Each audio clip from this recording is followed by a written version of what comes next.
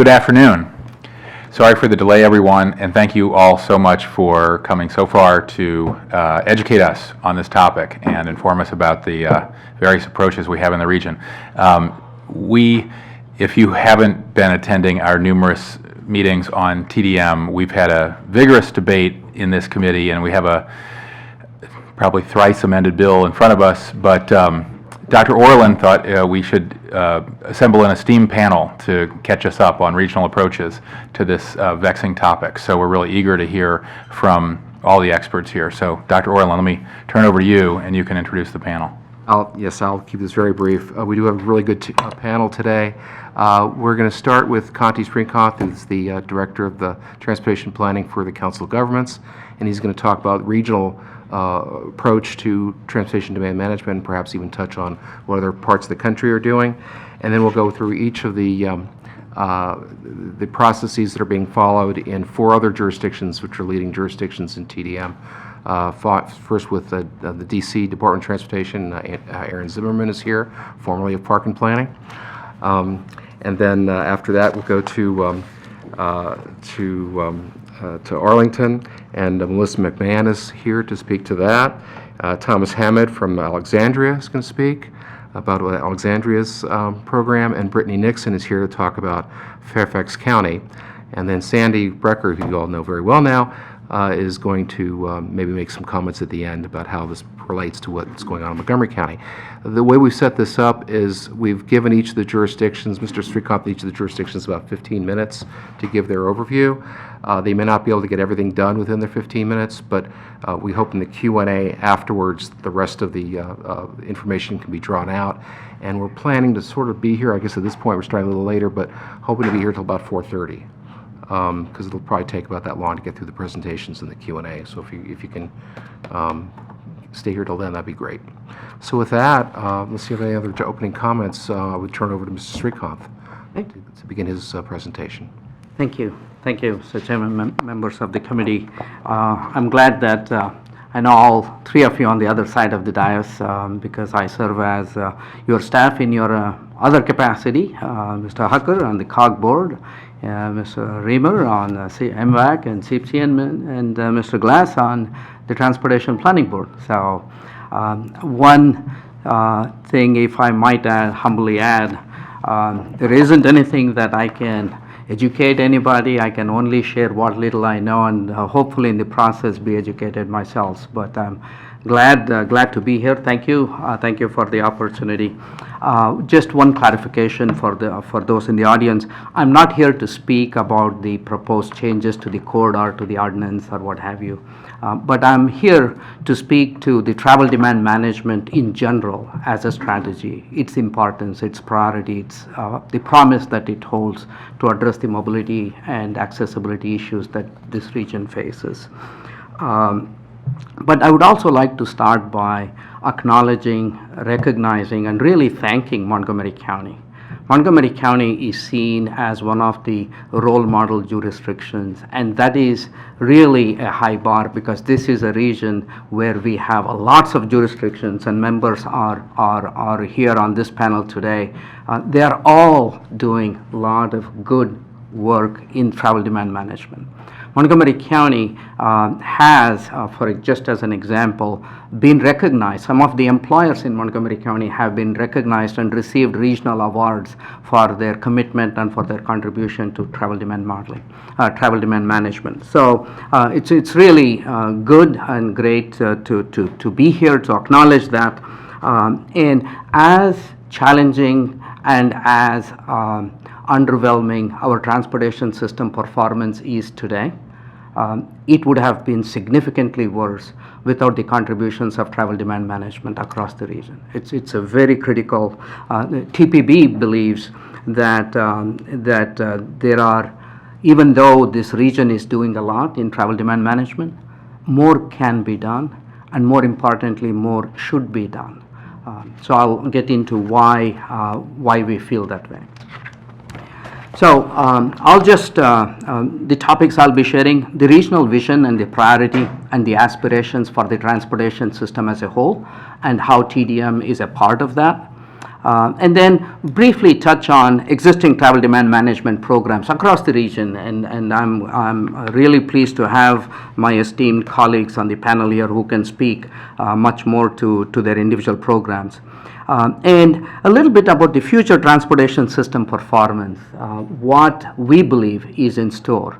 Because as important as it is as to what we are doing today, I believe it is equally important, or perhaps more important, we not only remain committed to what we are doing today, but we remain committed to enhance what we are doing today.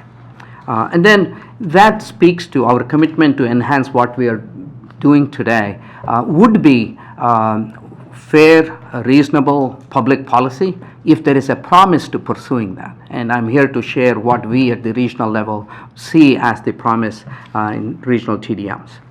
Very briefly, Council of Governments, I don't need to go over who they are, what they do. Mr. Hucker, you sit on it, and all of you work with them. It's a hub for regional partnership. We really look for solutions on the region's major challenges on a whole spectrum, whether it's environment, livability, sustainability, transportation. And while COG is an independent policy board, it has, over the years, developed, and it has within its broader structure partnership with other policy boards which are also independent. Metropolitan Washington Air Quality Committee is an independent policy board. They work on the environmental policies for this region. Regional Transportation Planning Board is an independent transportation planning board, but it works with COG. So it's a great opportunity for these regional planning entities to come together, and travel demand management and transportation is one that cuts across all of these things, whether it's livability, sustainability, environment, mobility, accessibility, touches on all of them. So there's a whole range of regional important topics, and as I said, the transportation is what I will be focusing my remarks on. Here is what I mean when I say the region. Right? It's a broad area, parts of Maryland, suburban Maryland, northern parts of Virginia, and the entire District of Columbia. Little north of 3,500 square miles, 3 states, 22 counties and cities. So it's a large area, multiple departments of transportation, state level, local level, some regional entities. And the Transportation Planning Board, this is the area within which they work. This is the area within which they do transportation planning, regional planning. And their planning contains different elements. There is a policy element, which is what I'll be talking about next. There's also a fiscal element. What kind of revenue do we expect to have to be investing in transportation systems today and into the future?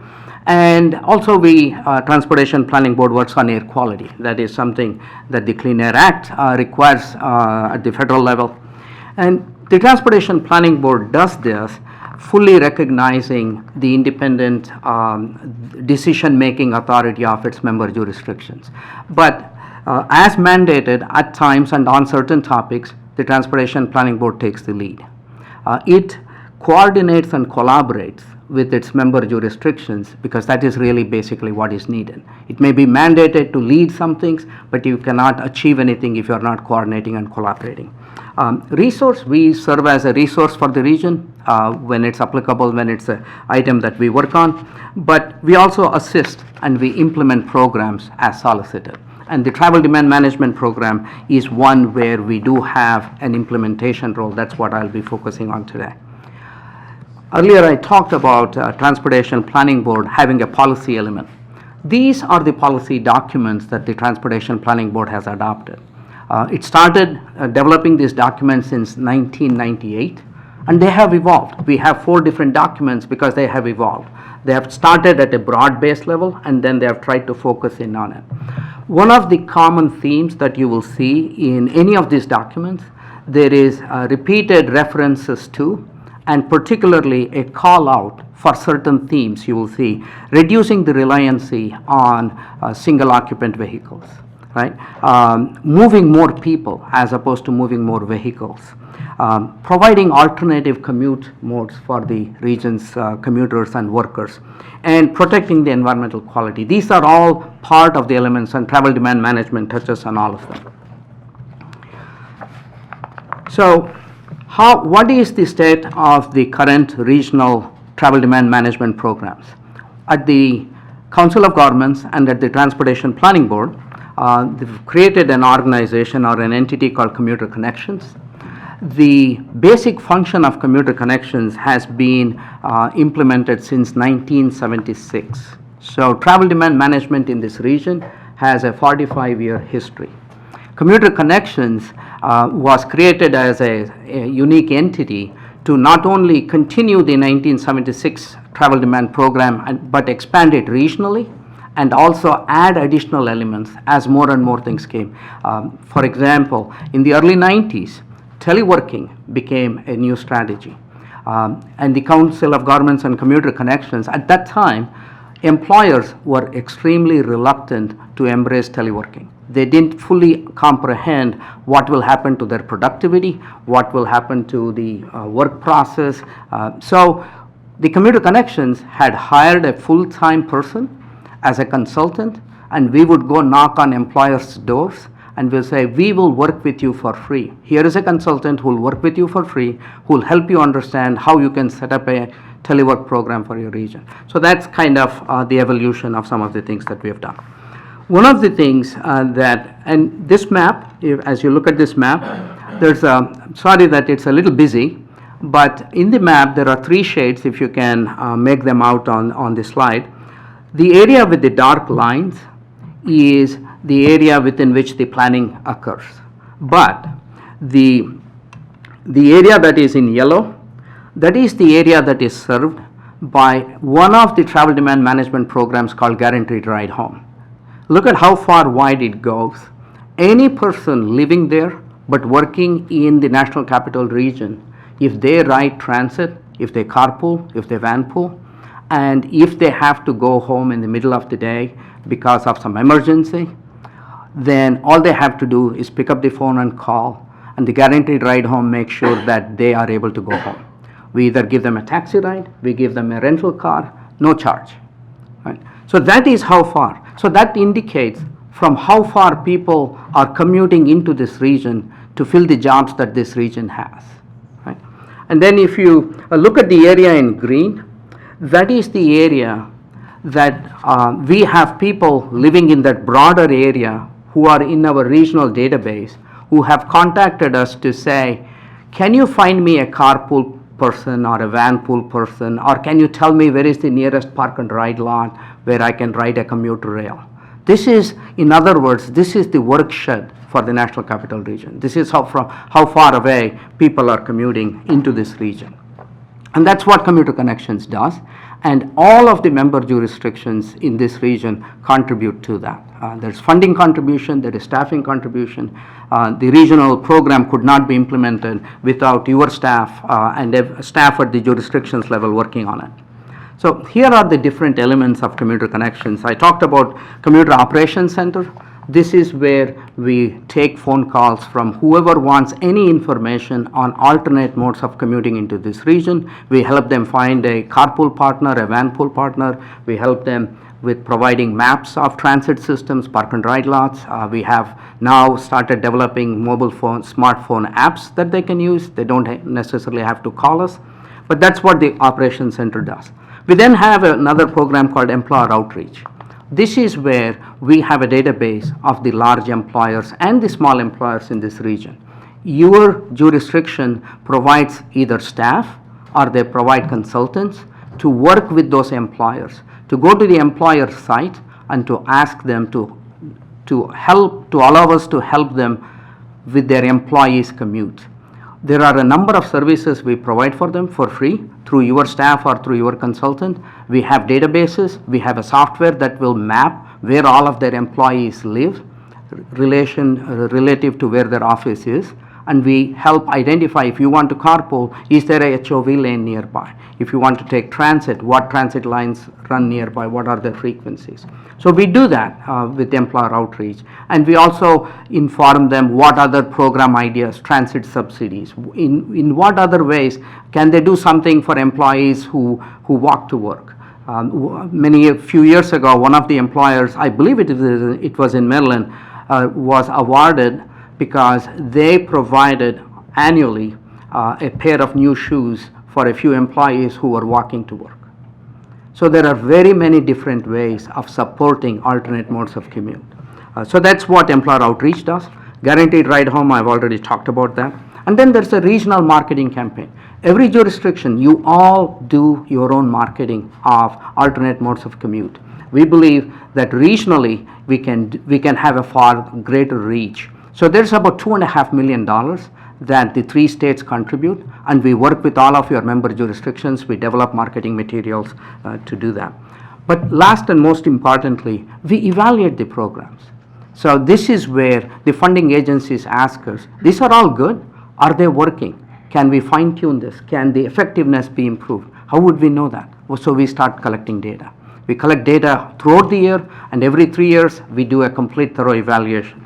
I'm going to share some of the results of that evaluation, the most recent one.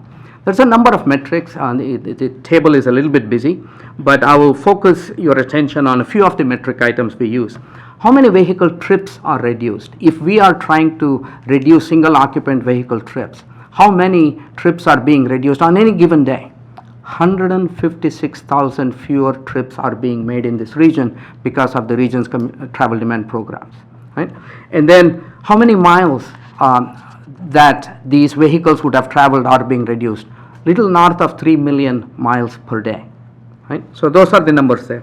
And the program contributed by Maryland, Virginia, and DC, it's about $6 million per year. And you can look at the program cost effectiveness. It's costing us a little about 16 cents to reduce a vehicle trip. And then there are emission reductions.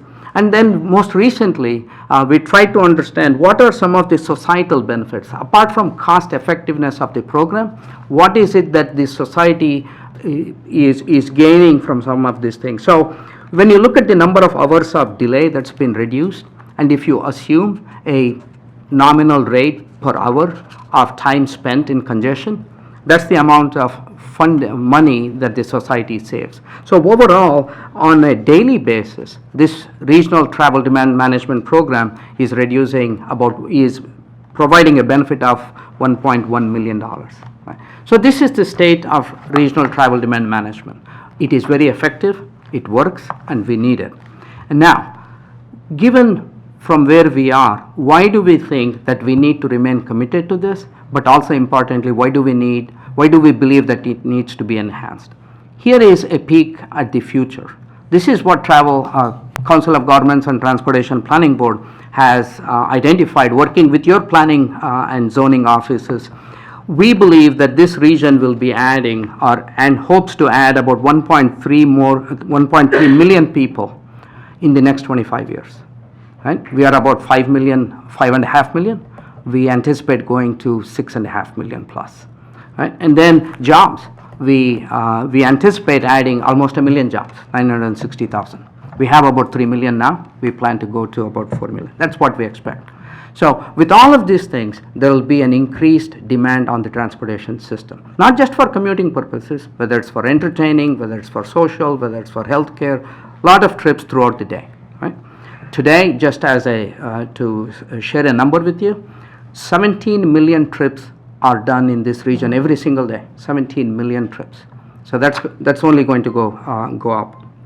So now, what kind of funding we as a region, one of the wealthiest regions in the country, what kind of money do we have for transportation system?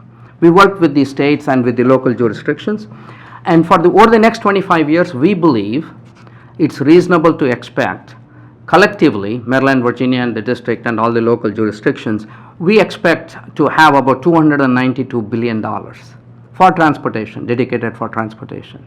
But majority of that will be on operating and maintaining the existing system. Right?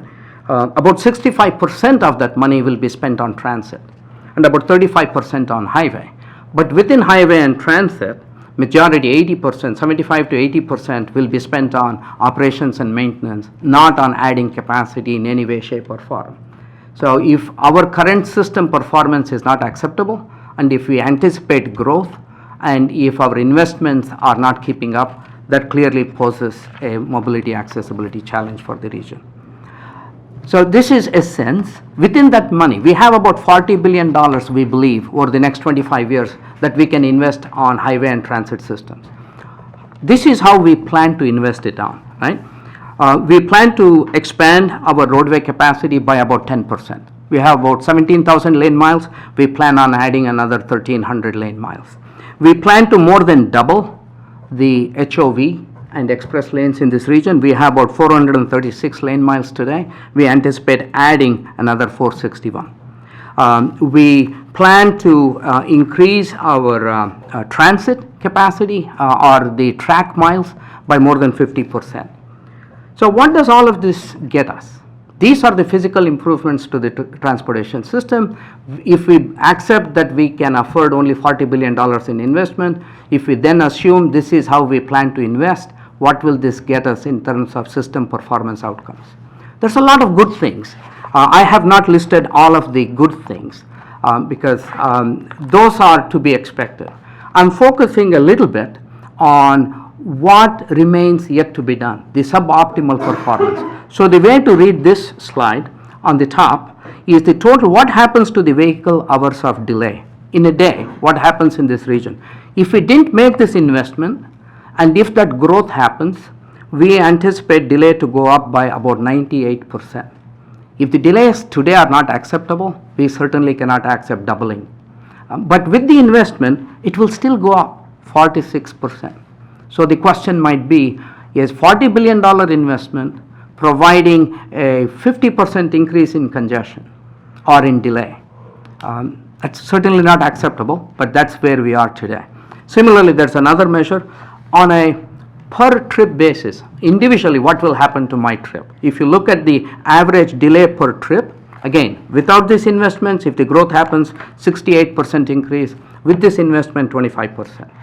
And there's some information about how people will be traveling, what type of modes. We see some positive movement. Today, for example, about 41% of the people are single occupant drivers. We anticipate that to go down to 38%. But it's not adequate, so we need to do more. So that's what the Transportation Planning Board asked itself. We are moving in the right direction, but we are not moving significantly enough. How can we change this trajectory? What is it that we can do, and how can we do it in a strategic manner? The task force, made up of elected officials, spent about 18 months, they started with about close to 100 ideas, then boiled it down and packaged it where it made sense to package them into 10 different ideas, and they had staff analyze them. They said, analyze these 10 ideas and then tell us, try to quantify, if we did these 10 ideas, what kind of system performance improvement can we see, right? So those are one of the 10 ideas was doing significantly more on travel demand management. And I'm going to share what the analysis indicated to us. And this slide again is a little bit busy, so I'm going to try and help draw your attention to some of these things. The numbers in the first column here is what the region can expect by 2040 if growth happens and if the transportation investments that I showed you earlier are made, right? That is what would happen, right? And then the second column is if we did more travel demand management, this is what you can expect. And the last column is the change, right? So if you look at that, the daily vehicle hours of delay that we talked about, what you could reduce that by 4%. And you can reduce the vehicle miles traveled by these individual commuters by that percent. But the vehicle hours of delay you can reduce by 24%. So these are significant numbers. This region covers about 170 million miles every day. To move that needle, that large needle, by 6 to 8% is substantial. But the most important thing is to get the reductions in delay that I mentioned earlier, we were going to invest $40 billion. You can get all of this additional investment without making any additional investment to add capacity, but by helping people reevaluate their preferences for travel by looking at some behavioral changes. They're not going to be easy. They will need support, And that's where the county programs and the state efforts come in handy. When we ask people to change or use alternate modes, we need to meet them halfway by providing the options that would help them make it viable. So this is the potential we see in travel demand management in the region, and the Transportation Planning Board has asked each of its member jurisdictions to sincerely consider what more they can do, while acknowledging and thanking them for the work that they're currently doing, but to try and do more. So that's a quick summary of travel demand management in the region, its promise to address the mobility and accessibility challenges in the region. Thank you. Thanks. I think we're going to probably want to reserve dialogue really for later, but just want to get clear on this. So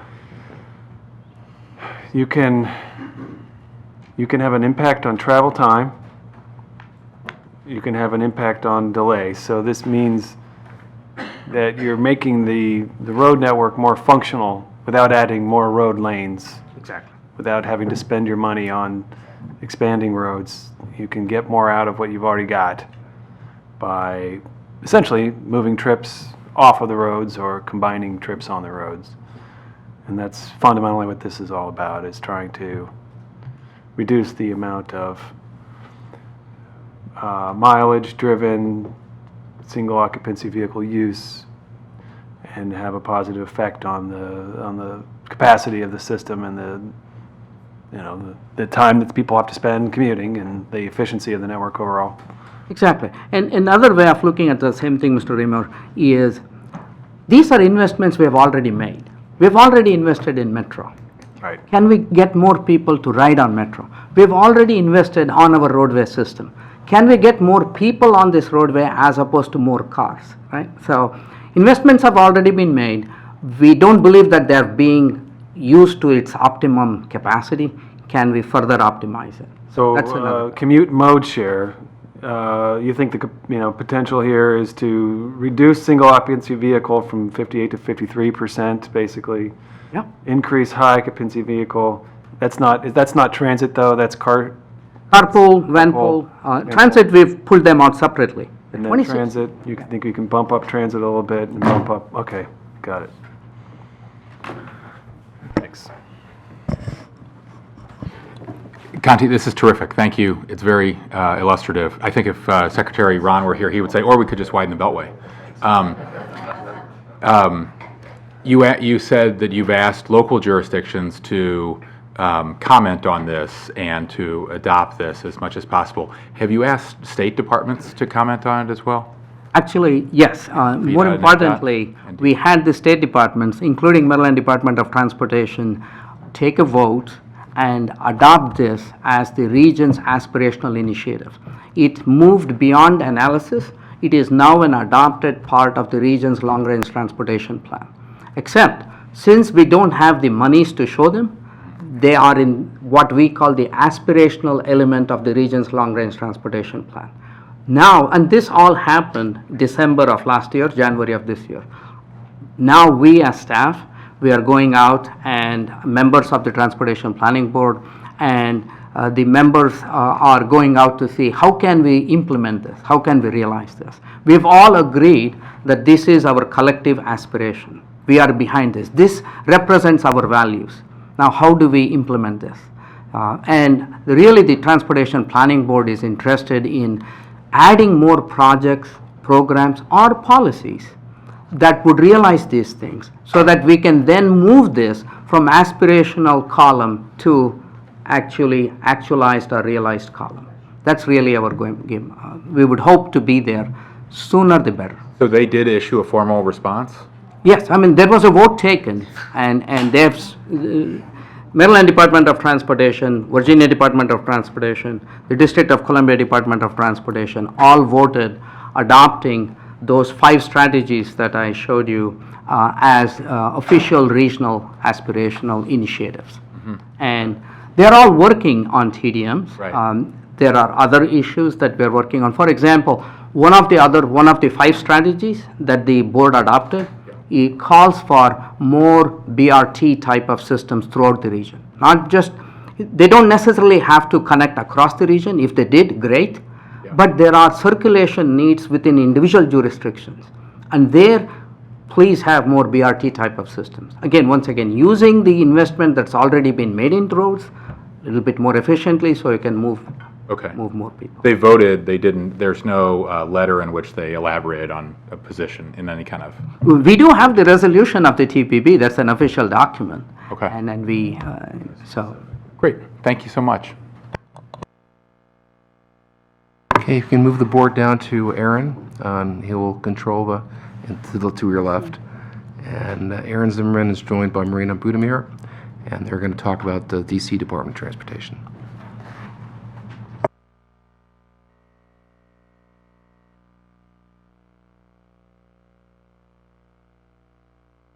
Presentation, but it's missing the slides, but that's okay. I can still go over my slides, just talk about it. Okay. You'll just have to imagine it. Oh, great. Okay, perfect. Hi, everyone. My name is Marina Budimir. Apologies for being late. I took public transit, and sometimes that is up in the air.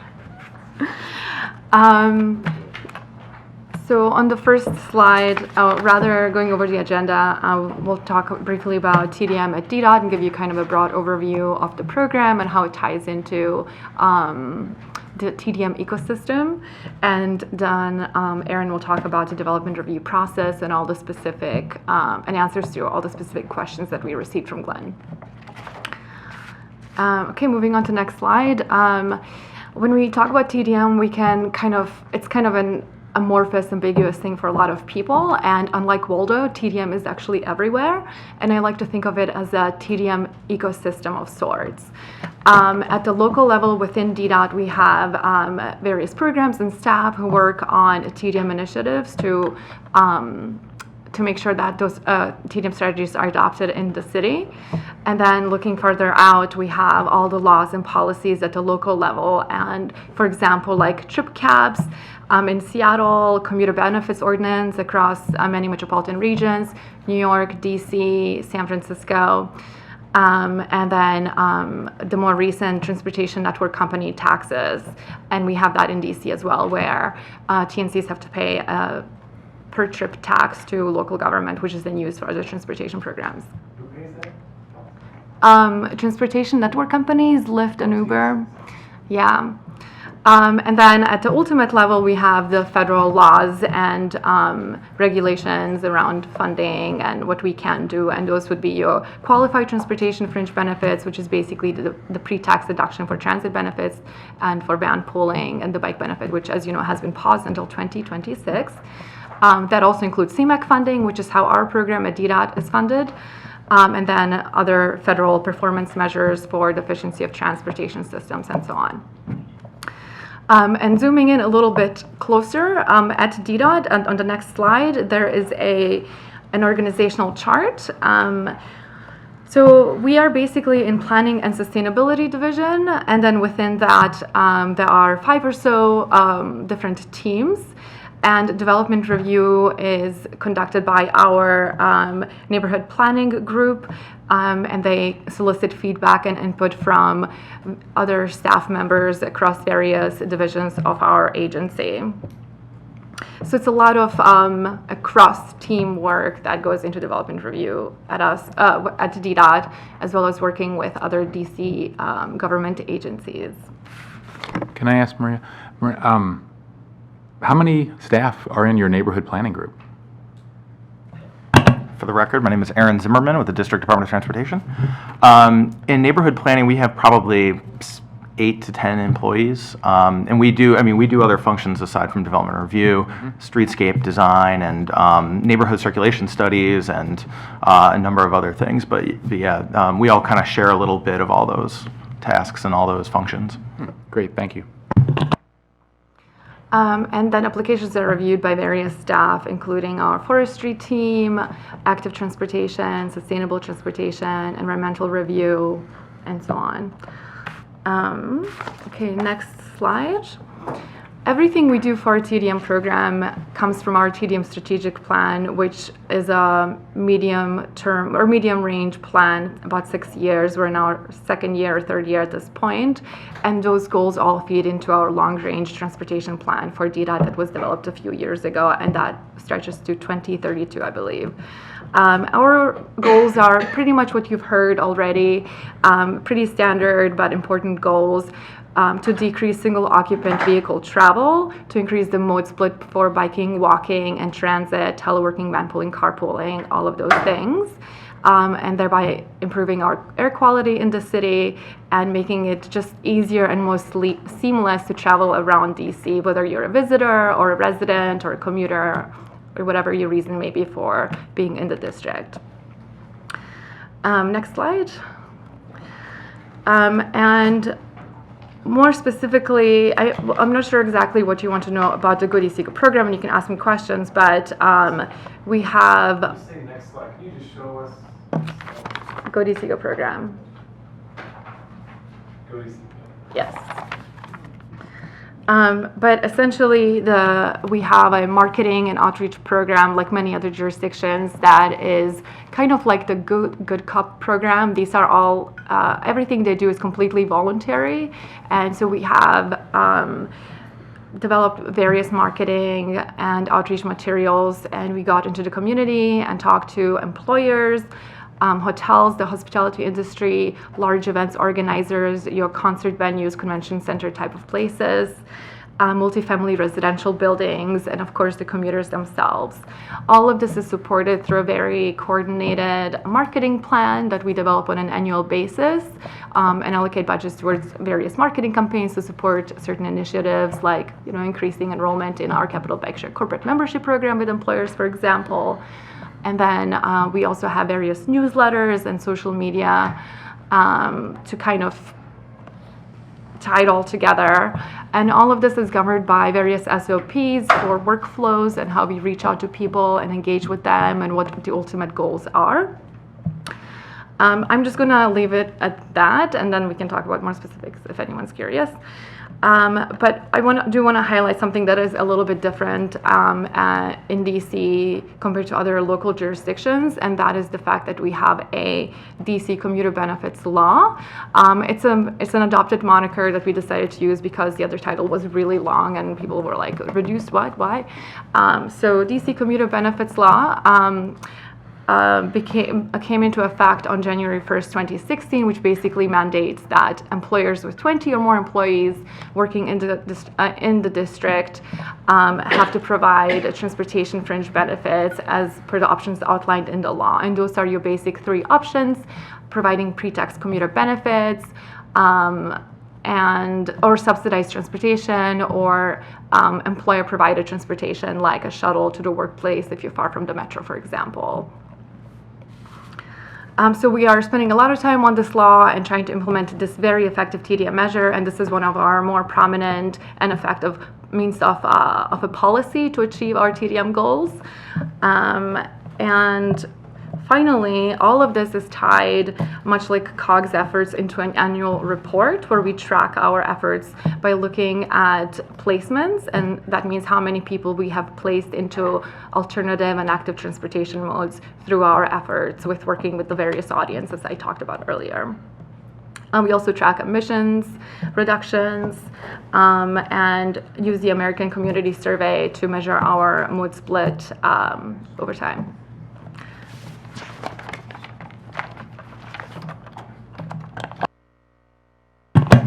All right, again, my name is Aaron Zimmerman. I am the Development Review Coordinator with DDOT, and I'm going to give you an overview of our TDM, how we come up with TDM plans for new developments within our development review process.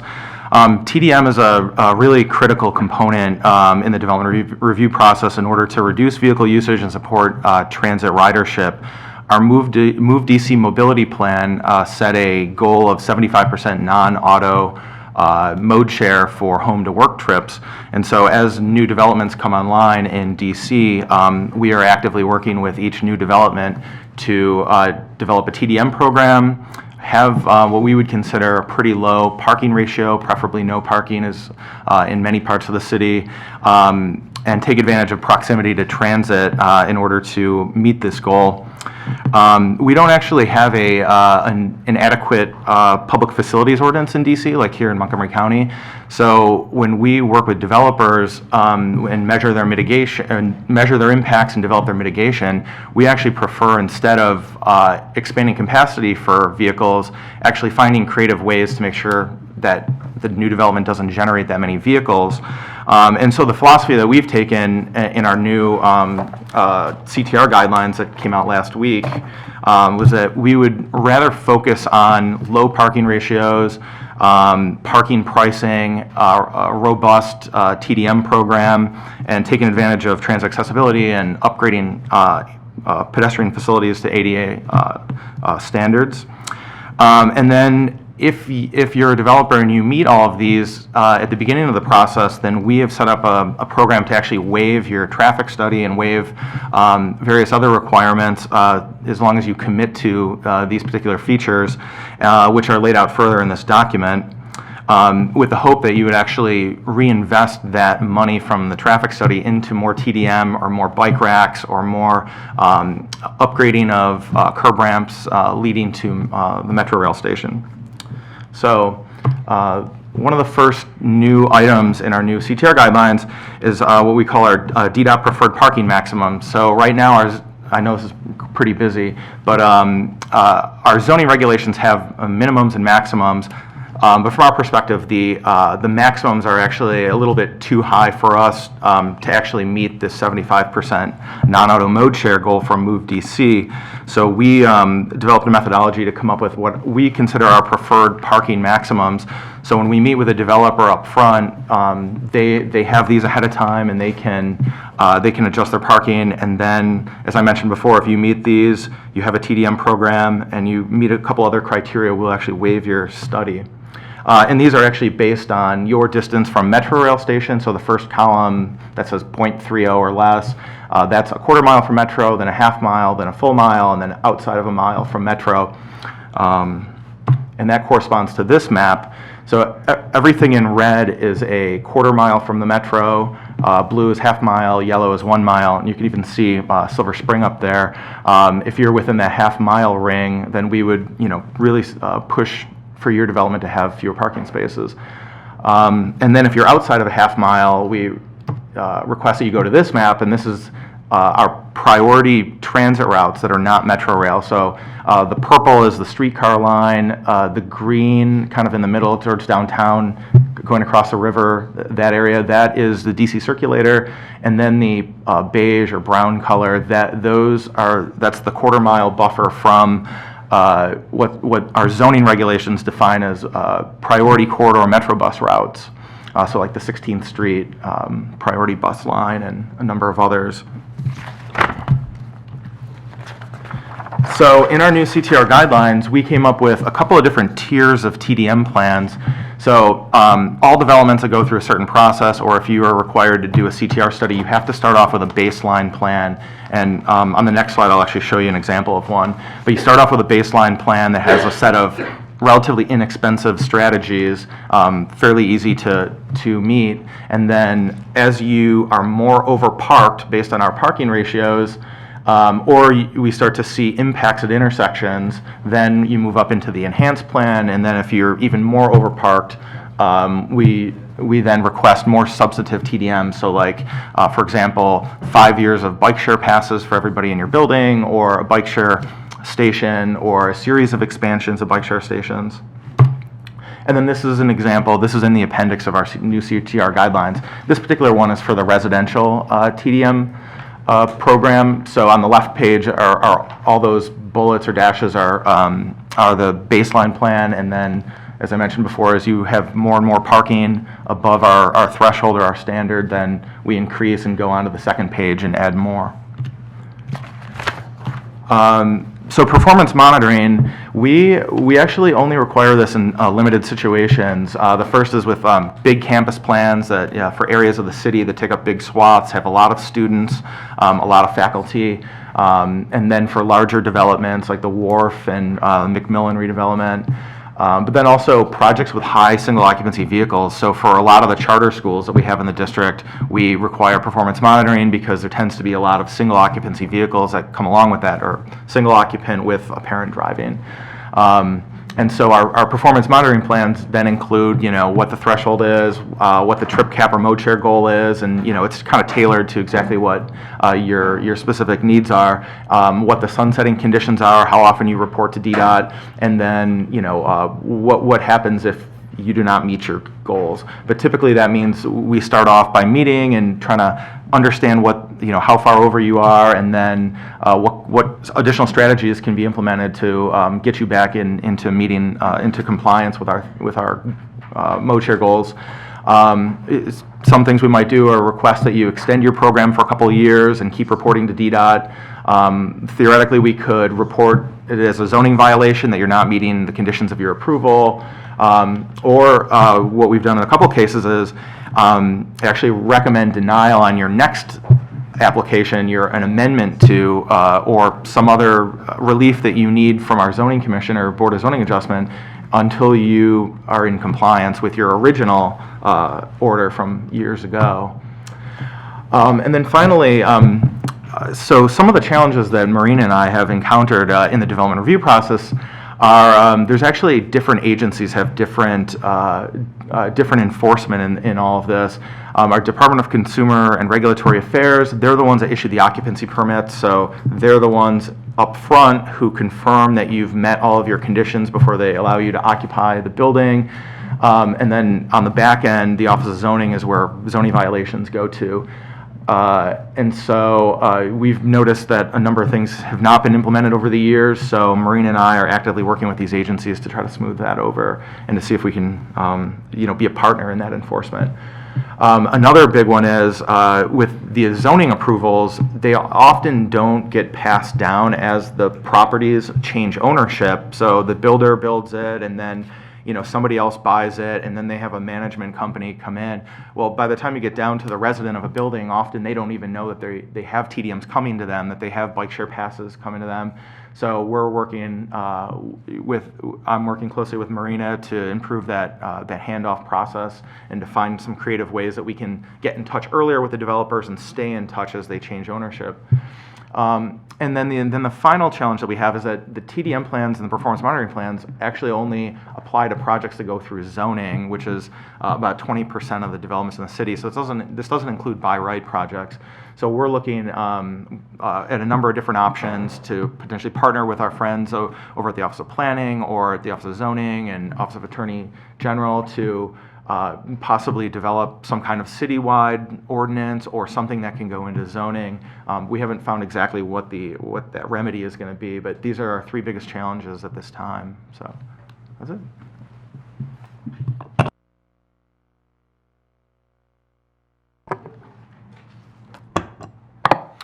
Thank you for that.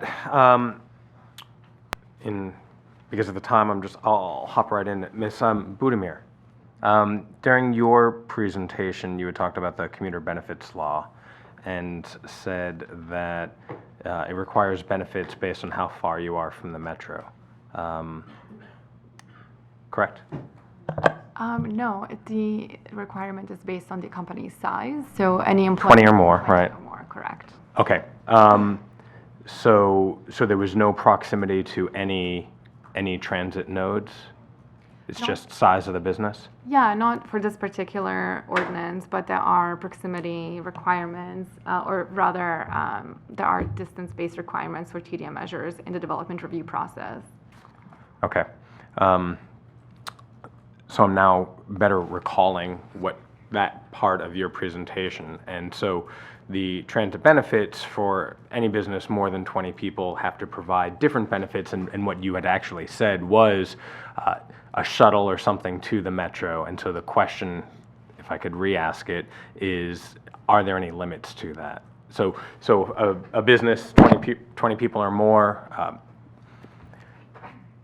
they can take a shuttle to any metro station? Give me some parameters around that. We haven't actually had, or I don't know of any cases where an employer has said, okay, to comply with this law, I'm going to offer this, I'll contract with a company and offer a shuttle to the metro. Okay. Most of the employers are concentrated in like relatively either downtown or other smaller commercial pockets throughout the city. So we haven't had an example of that. And they could choose to say, no, I'm sorry, actually, we're going to just give you the pre-tax commuter benefits law, or pre-tax transportation fringe benefit. And all of that makes sense, which is why it was stuck in my head, because Montgomery County being far different than DC, things like shuttles would be probably more in demand if you picked that law up and dropped it down here. So that's why I ask about that. So thank you for that. And if I may add, the pre-tax transportation fringe benefit is completely free to employers. It doesn't cost them anything whatsoever. In fact, they end up saving 7 to 9% on FICA and payroll taxes for every employee who participates in pre-tax transit fringe benefits. How much does the DC government put into that program? Well, the employee pays for that Pre-tax, benefit. yeah. Yes, it's just taken out of your paycheck on a monthly basis or whatever arrangement you So have. there's no additional support to help offset in any way from the county, from the city? Yeah, not at this time. There are certain unions in the city that have negotiated better deals with transportation to work, and they do receive a direct subsidy from the government. Thank you for that. And then, Mr. Zimmerman, you had talked about waiving development fees for hoping that those projects reinvest in other TDM type measures. How is that hoping going? Okay, so, well, the first thing is, it's actually not the fees, but, Clarify me, yeah. yeah, the cost that they spend to the traffic consultant to do the study, yeah, which could be, depending on the size, $50,000, $100,000, $20,000, yeah. I meant the transportation aspects, yeah. Well, so we just rolled out the waiver in the last week, so we don't have a lot of test cases yet. So in the coming year, I mean, we're looking to see how this goes. It is something that, I mean, it's not an automatic waiver. It's something that, one, the developer wants to do, because there are cases where they actually want to do the study as a way to go to the public and say that they've studied the transportation system, but that's actually above and beyond what DDOT would require. But the way that we set up the waiver, though, is that the tier of a TDM plan, you need to go up a tier of a TDM plan than what you normally would for your distance to the metro, and that's sort of the kind of built-in reinvestment of the traffic study money into a better TDM plan than you otherwise would. And so I don't know what it says about me about asking two specific questions about each of your proposals, and no one has taken up those different policy positions or taken up those policy items. So. Yeah, well, so we've noticed over the last couple of years, there's a lot of developments that will actually provide really low parking, and then they would ask us, well, if we only have 20 parking spaces for 200 units, that sort of caps the amount of trips that could even come and go from our site. So can we actually not do a study? And we didn't really have a mechanism for doing that. So we thought about it and actually looked back and realized that we could probably weed out a quarter or a third of the traffic studies that we do in the district, and kind of just skip all of that and go right to the TDM and right to the low parking, which is the two things that we would be fighting for anyways. Even if they went through the whole traffic study process, had impacts, the first things we would go to are, can you please actually maybe take 50 parking spaces off, or do a bike share station or something. But now we set it up so we can all do it up front and save time and money for everybody. So, Thank you both. I just want to clarify one thing, Councilmember Glass. I think another component of the DC program is the direct subsidy component, and that's where, for example, our fair share program would come in. So it's pre-tax, that's one part that they can do. They can also do, an employer can also do a direct subsidy, and that's where contributing toward the cost of that would come in, as we have with our fair share. So I wanted to clarify that. For 12 years, I worked in the district and benefited from those transit programs that kept diminishing over time as metro costs kept increasing, and the employer subsidy didn't, but that's a different conversation. Yeah, just to reiterate, there are 3 options that they can choose from depending on their size, how much money they want to spend on employee transportation, and what the employees themselves want, of course. Go to Melissa McMahon, talk about Arlington. Hello. My name is Melissa McMahon, Arlington County. My title is long, but I specialize in transportation demand management for site plan development and overseeing our commuter services research program, which does double duty as sort of a core research service for the DOT overall. So this presentation is heavy on the development piece, which I'll get into because that's my specialty, but I did want to give an overview introduction to our commuter services program overall. We run a big ship. Our Commuter Services Bureau has many different kinds of programs, and I want to describe generally some of the philosophical components to how we do our work. We make it easy for people to get around without driving alone, and we use strong brands to get people to recognize the kinds of services that we have to give them. So a lot of times it's where do I find the information to make better decisions? And across the bottom of this slide, you'll see lots of different brand logos. Some of these brands you may have heard of: Arlington Transportation Partners, Capital Bike Share, it's a brand that the whole region has, Bike Arlington, Walk Arlington, these Mobility Lab. These brands work on developing their relationships with their particular customer base. We have customer bases that go from major employers and serving that sort of C-class executive understanding of what the benefit is of transportation demand management overall, what it means, and commuter services and benefits for their employees, all the way down to high fives on the bike trails for people who are choosing to bike commute. We do education programs for people to learn how to ride bikes or to learn bike safety in the streets or walking around the community and getting to know neighborhoods better, all the way up to HR trainings and property manager trainings to help them understand how to better deliver these services to larger groups of people. So this is a long list of the kinds of programs we run. There's personal touch all the way to technological innovation. Our funding stream is fairly diverse, as I think it is true for most of this region. A lot of our funding comes from grants, CMAQ, STBG, very direct Department of Rail and Public Transportation in Virginia grants that are specific to projects that we're running, as well as some general fund and some types of fee revenue. One of the types of fee revenue that we get is actually through our site plans program.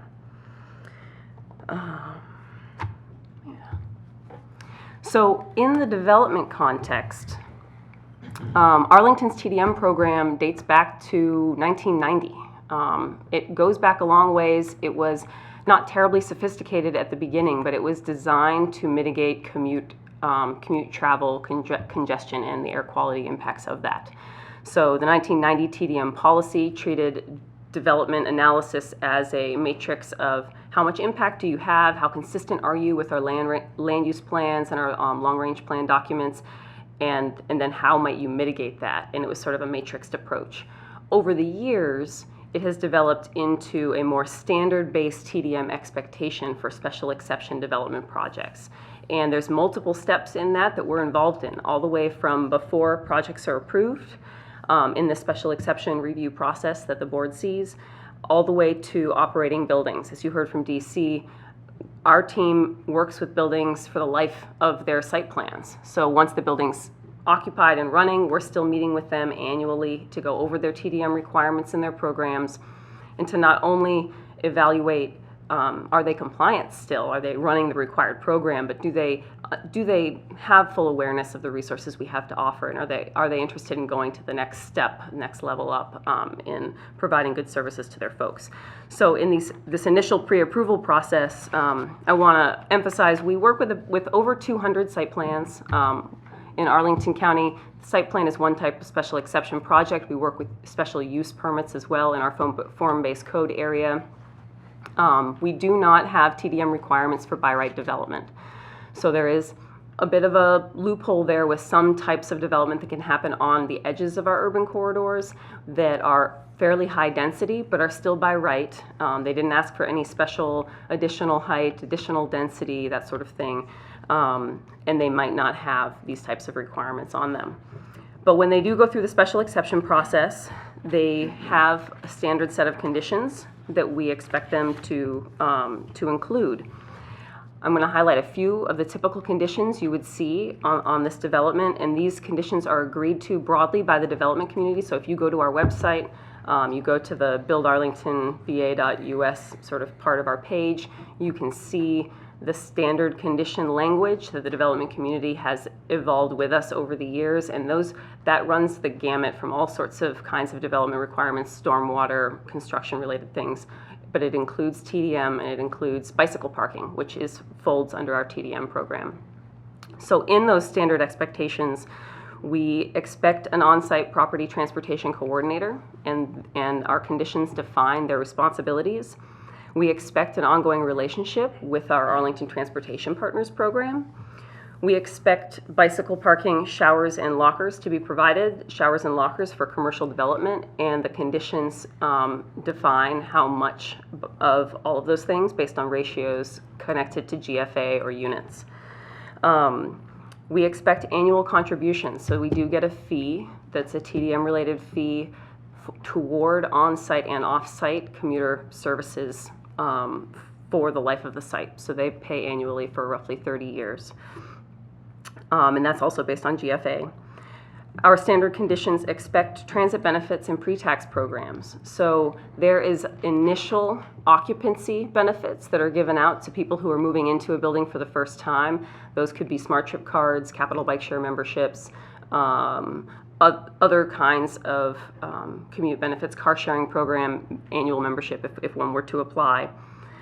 But we also expect that a property management company, or in the case of a hotel, the employees on site have access to, at minimum, a pre-tax transit benefit program. And that's for any new employees that come in and work for the buildings. Because of this ATP relationship, we also have the opportunity to connect with employers that move into the building and connect them with pre-tax, with the knowledge of how pre-tax benefit programs can help their employees without costing them any additional money. We have expectations of transportation information displays provided at these buildings these days, and really with the, connecting with what the needs of the development community are. Most new development provide real-time transit information displays in the lobbies of their buildings under this requirement, but they have a range of potential displays that they can provide from low-tech to high-tech to meet this requirement, and that is to get that transportation information to the people in the building. There's first mile, there's last mile, but there's that distance from your door and the decision you're making before you leave the building. What mode are you going to take when you exit? And this is to help with that. There are carpool vanpool program requirements for commercial buildings, and we have performance monitoring requirements for all of our special exception development with TDM programs. And I'm going to go into that in some more detail. Related to all of these standard conditions are some other things that fall outside the TDM program, but that help to serve the same purpose. One is Arlington's continued evolution of lower required parking ratios. We have currently sort of similar to, but not as dramatically low, I would say, as DC, a ratio range where there's sort of a min and a max, and development can come in the middle of that range. But over the years, both through examining what's happening at these buildings when they're built and how they're operating in the future and what they need, buildings are coming in requesting to build less parking, and we're finding that the buildings need less parking to accommodate the trip generation at the buildings. We also have parking management plan requirements, which help to describe how that parking that is built is going to be managed most effectively, and we have several cross-group coordination efforts on how we're allocating curbside to different kinds of uses that are going to support these buildings. Our construction process, the TDM program is involved in it. So at this point, once the board approves a set of conditions that include TDM, we're actually working with the site on the design and implementation of their bike parking to make sure that they build a facility that's actually useful to folks.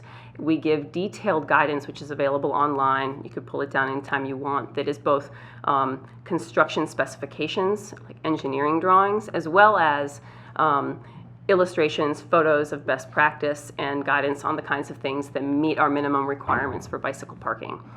And we're out there, so we're behind the scenes in the electronic plan review, reviewing their plan sets before they go into permit approvals. as well as out in the field with the hard hats on to make sure that we're troubleshooting the problems when they go in to build the bike room and they find out that they've got ductwork or fire suppression equipment, something that's going to mess up the access to the bike racks that they had designed. And we give them hands-on support for that and help them troubleshoot so they don't have to build a whole new room or delay the issuance of their permits. That's what this page is mostly about. We also provide during the construction process a pre-certificate of occupancy checklist, which is quite a bit more detailed than what our zoning division would use for their ushering the whole building through to its occupancy permits. Our pre-CO checklist focuses on the TDM plan, and it focuses on the key elements that have to be completed before the building opens. We need the TDM plan to be written, and we need them to have purchased the transportation information display that I described before. We need them to have installed bike parking. We need them to have budgeted for a performance monitoring study that may be a couple years out, but if they haven't budgeted for it now, it might not happen in time. So this checklist is a tool that we use to help facilitate success at the building level. And then once we've done that and the building's opened, we've trained the property manager, and they've started giving out the smart trip cards to their new tenants, and they're using their bike parking where they are visiting them, meeting with them annually, making sure we have updated property management contacts, and making sure that they're meeting their obligations, as well as getting connected to the opportunities they have to conduct best practice for the tenants of their buildings. So we have over 200 buildings with TDM and bike parking requirements attached to them, and we conduct compliance and monitoring visits with almost all of them every year. Sometimes there's wiggle room there depending on staffing. Our key issue, DC alluded to this, is property management turnover. That can be come in the shape of actual ownership change, but it can just be your contact person has moved on to a different role, and that can make or break the success of a building level TDM program, because that person who's responsible for telling people what's available and giving out benefits isn't there or doesn't know what their responsibilities are. So we do a lot of property management training, and we develop a lot of supportive tools to help that property manager get on board with the program, and so we don't have to reinvent the wheel every time. If we do have compliance issues, we work with the building, they have problems, we've notified them of those problems, and they aren't rectifying them with multiple notifications and a lot of follow-up support.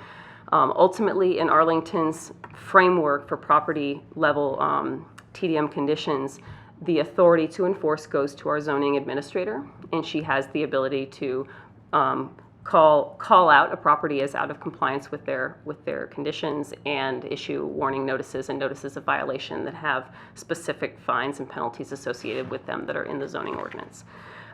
We rarely get to that point. My team acts not as enforcement folks who can write tickets, but this sort of this balancing act or dance that we play between our outreach team, which is there to make everyone feel good and get them really bought into the program, and the zoning inspectors who are there to say, are you doing it or are you not doing it, and here's the bill. So there's a compliance element to what we do, and it is very much tied to what they're required to do, but it's also strongly coached around why they have to do what they do and why they should care and why they should want to. So that relates to our coordination with Arlington Transportation Partners. Again, because Arlington's program is not just development and it's not just outreach, it's integrated. We have actually an integrated team that meets regularly and coordinates on their work out in the community on the compliance piece and the outreach piece. So while the outreach program, we have an employer program focused on employers, but we have a property and development services outreach program that's focused on buildings. So developers or property management companies that own and run buildings are clients beyond just the buildings they may have in their portfolio that have conditions. We have a commercial services specialist, and we have a team that's dedicated to residential buildings. So you can be a residential building without a site plan condition and still be a customer of our team and be coached on and have access to all the supportive services around TDM that we offer.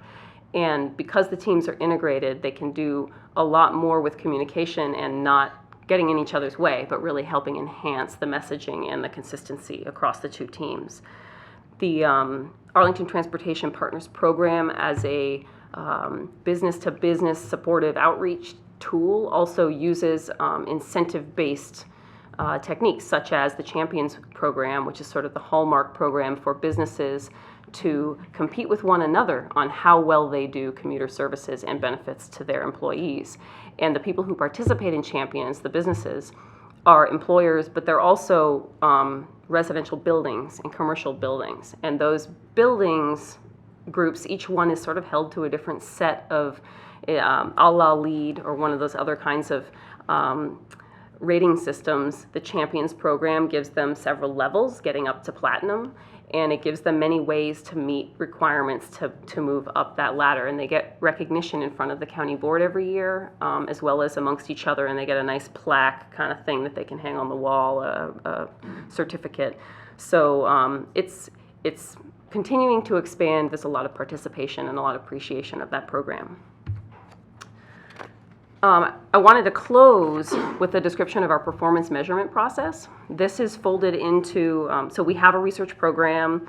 We do program evaluation in a rolling basis to improve the work that we do, but tied to special exception permit approvals, development projects in the form of operating buildings have performance monitoring requirements. Those requirements start at 2 years, 5 years, and each subsequent 5 years, so they're on a recurring basis. The building bears the cost burden of performing these performance monitoring studies.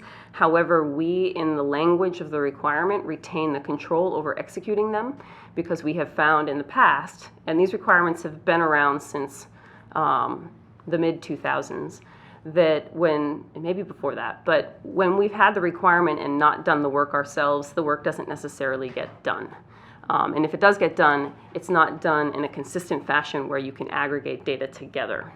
And what we found quite beneficial with this approach is that we get reimbursed for the cost, we get data sets that we can aggregate and we can report on in an aggregate fashion to talk about how neighborhoods perform. And you can find that information on Mobility Lab today. We have aggregate studies there for office buildings and for residential buildings that have individual survey respondent sample sizes of several thousand, and we can tell you stories about how whole neighborhoods are working or whole corridors are working.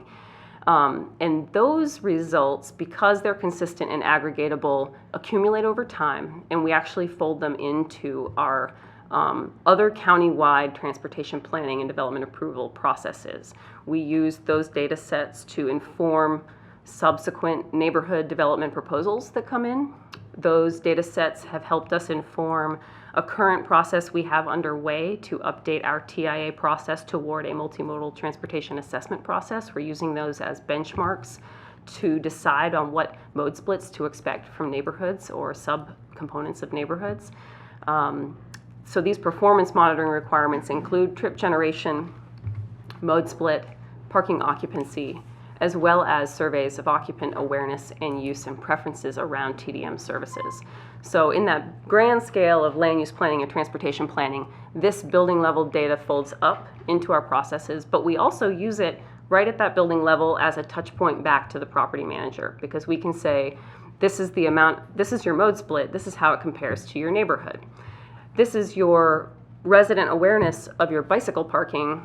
It's only 20%. So you might have a problem with communicating the availability of your bike parking to your residents or to your commercial tenants. So we use those results to improve our process with that property manager and to help them set goals and to help target in the subsequent years perhaps initiatives to improve the effectiveness of their on-site TDM program. That's a quick overview of our TDM for development process and a little bit of how it fits in with our broader TDM program. I'm happy to take any questions. There's a lot there. I've heard a lot about this program. It's a great program. I want to understand eventually what you do versus what we're proposing to do and what the crosswalk is there. Very quick question. Mobility Lab, is that a Arlington organization or is it a more regional organization? It is an Arlington program. So it falls within Arlington County Commuter Services, and we use grant money to help support it. But it does a lot of regional activities of regional and national interest. Oh, yeah. I mean, I follow them as a best practices leader. Yep. I'm very aware, tuned. I'm on the email list. Like, I'm always admiring the work of Mobility Lab. Excellent. And I've just never quite understood what it is as an entity. It seems like a nonprofit providing value to the world, as it is yet a service provider in Arlington. And it may be new things in the future. But yes, so it's a program of our Commuter Services Bureau. And from Arlington's perspective, some of the key opportunities it provides, it's the house of our research program. So not everyone who works under the Mobility Lab umbrella are research folks. There's also a communications team. A lot of what you might see on the website in terms of contributors, there are hundreds of contributors who aren't employees by any means, but they're curated, and the content is curated by a communications team. That curation is designed for it to be relevant to TDM, relevant to the region, relevant to air quality attainment, congestion mitigation, and the effectiveness of TDM programs to achieve our Arlington County and regional goals. So there's a lot of that goes into how that content is generated. And with the research program under that umbrella, again, those folks, so you can find the catalog on that website. And our research catalog is all original research. So it's reports going back a decade or more when we're studying our bus service, when we're studying satisfaction or performance, when we're studying real-time transit information and how useful it is to our customers, when we're studying buildings, and we do aggregate results of that, when we do special analysis of the state of the commute, the regional COG state of the commute, when we do the household travel study oversample, which we've done once before and we're doing again this year in cooperation with COG. Those reports go up there. We use them for Arlington, but we share them, and we share the data sets associated with them. So you can go and you can read in short blog posts or executive summaries of some features about what it is. But if you want to read the whole 200-page report, or you want to use the data set and maybe combine it with your own, we've done partnerships with DDOT in the past to combine data sets and to talk about how our building level data compares with theirs, because we've collected it in different ways and we don't necessarily store it together. So yeah. So what I'm hearing is Arlington has a comprehensive commitment to TDM. And Yes. that's the big picture here, is that TDM is something that you have a philosophy of, and you've integrated it throughout the work of many parts of the government, but that you perceive it as TDM. You know, it's a practice. It's something that's very coherent. So, I think we view ourselves as engaging in many of these kinds of practices, but I'm not sure that we see ourselves as an entity devoted to TDM that is all working towards this particular kind of goal. Right. And it sounds like that's what you have there. And I think the legislation that we're discussing would help move us in that direction. I think it's a good direction. Arlington County is a little different than Montgomery County. There's going to be different applications, but nevertheless, it feels philosophical to me. I believe it is. The county has dedicated money, time, and energy, and has developed a core team of incredibly experienced and knowledgeable folks who do this work. And we care about how well it integrates with the rest of what the county does. So we spend a lot of time making those partnerships. Sometimes they're as simple as staff on the same floor working on things at the same time and making sure they're looking at it through different lenses. I also want to point out, in listening to my colleague's presentation on the region, as you know, Arlington's pretty different from the region, as is DC, but Arlington's really small and it's quite urban. It doesn't have room for new roads. So That occurred to me early on as you decided, well, what are we supposed to do? The Right. state handles some of those issues too. You don't have necessarily jurisdiction. Right. And so this is what you can do also. Right, so we're working within those constraints we see, and what Arlington has shown possible through TDM, but also land use and transportation coordination, is the ability to have the last couple decades of development growth come to us with actual traffic decreases on almost all of our major roads. So we haven't seen the traffic increase in part because of, and I won't say that TDM does it all, But between TDM and our land use and transportation The coordination, famous statistic that Chris Zimmerman used to often say, that the RB corridor has less traffic today than it did in the 1970s, but the development is, is a lot 30 times or 40 times the level or and the something. quality of life is a lot different. And the quality of life is much higher.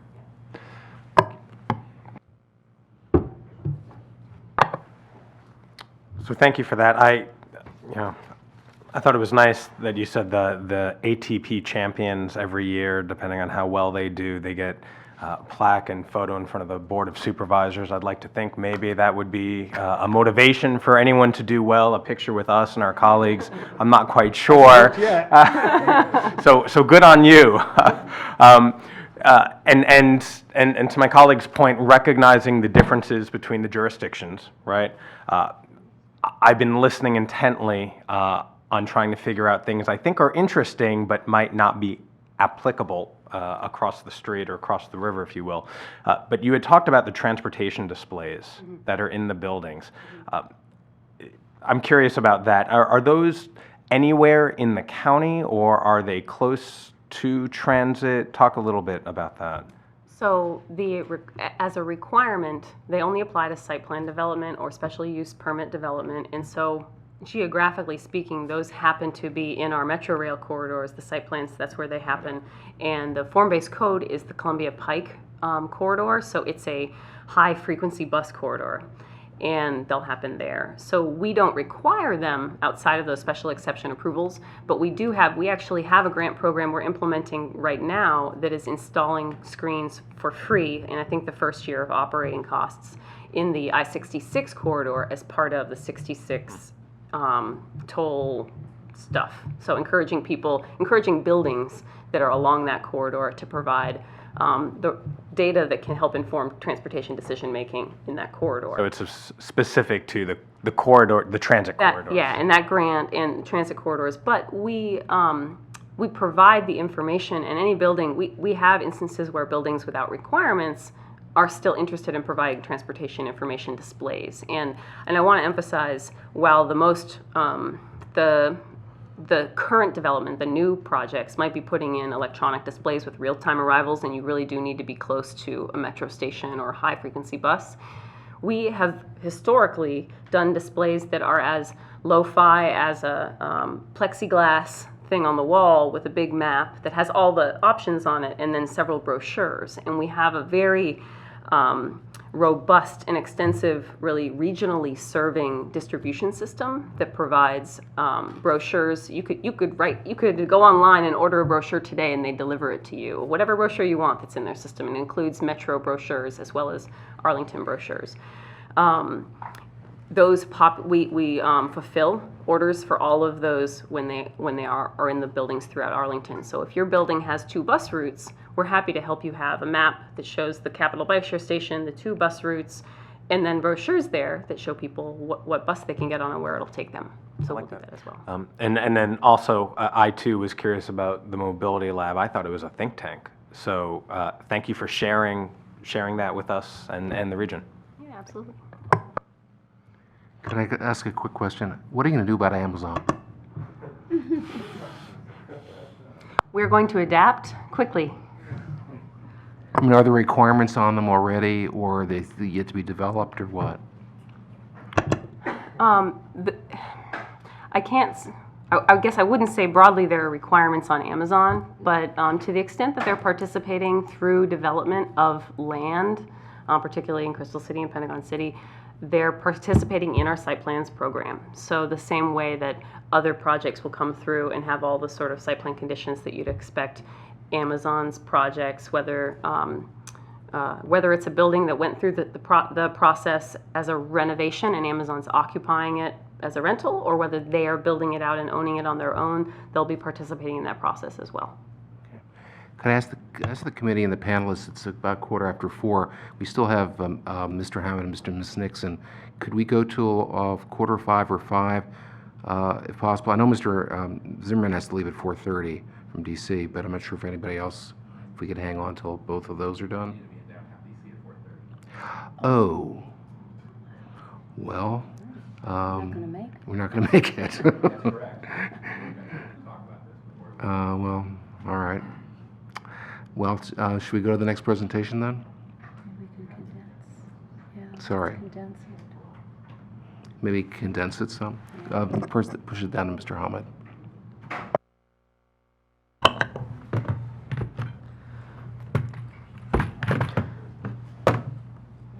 Well, thank you everyone for having me. For the record, my name is Thomas Hamid, and I'm with the City of Alexandria's Go Alex program. Go Alex is the city's TDM program, and also we do development review and management of what we call transportation management plans. That's what I will be primarily focusing my presentation on today, the transportation management plans that we require of properties, how we implement them, and what kind of mode split results we're getting, as well as in which directions we are taking them. I will say that I'm very glad that Montgomery County is considering a TDM bill and looking hard at TDM. TDM has become a very real issue for many of our residents and businesses in a very real way in the past month. As many of you know, the Platform Improvement Project has cut off access to Metro Rail throughout the entire city of Alexandria. So all 4 of our stations have been closed and will remain closed until September 8th.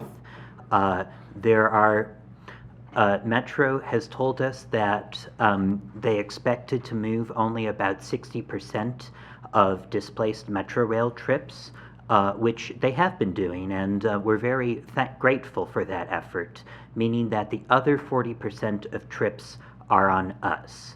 We have been developing alternatives for our residents and visitors to get to and from Alexandria. We've established a park and ride in a dense urban jurisdiction that has an express bus provided by WMATA that goes between a location near I-395 Landmark Mall and the Pentagon. We're very proud of that, and we're seeing excellent preliminary numbers out of that. We have worked with our partners at the Potomac Riverboat Company to increase ferry service between Old Town Alexandria and the District Wharf. They have been moving up to 2,500 people that way within the first week, and the numbers that I have seen, while I can't share them, are moving in a very encouraging direction. So we have reintroduced water transportation to the DMV conversation, and we're very proud of that. It's still an evolving project, and we have still yet to see what the full scope of our impact is. But so far, we have seen that traffic delay has only increased about 20% on our main arterials maximum, which is not as bad as we were fearing. So we do have some successes. We've added resiliency to our network, and it's something that we in Alexandria are very proud of TDM. I wanted to talk a little bit about one of the tools that we use for transportation management plans. There are a couple of TDM tools that we use. One is outreach, and then the other, very recently as of the Platform Improvement Project, is directly developing alternatives. TMPs are a tool that has been the most developed, and I believe is the one that, because it involves development review, will be the most of interest to other jurisdictions. So I'll just go over how we define a TMP, a brief history of them, how we manage the TMP, and then finally some of the results for that. So what is a TMP? So a TMP is an agreement between a property and the city on how to manage transportation. And they come in a few different flavors. As of 2014, all TMPs are assigned into one of 3 tiers. Tier 1 TMPs are the smallest.